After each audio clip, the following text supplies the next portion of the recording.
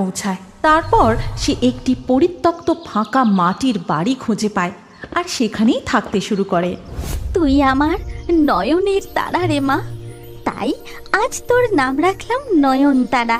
কিন্তু তোকে বড় করতে গেলে, শিক্ষিত করে তুলতে গেলে এই স্থলভাগের মানুষদের মতন আমাকেও কিছু উপার্জন করতে হবে।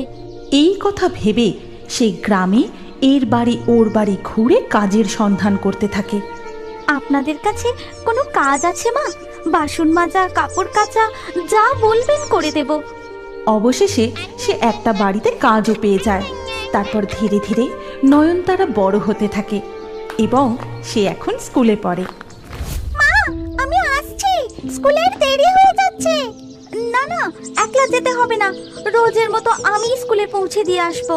কিন্তু তোমার যে খুব জ্বর মা, তার উপর আবার বাবুদের বাড়ি কাজে যাবে, আজ স্কুলে দিতে নাই বা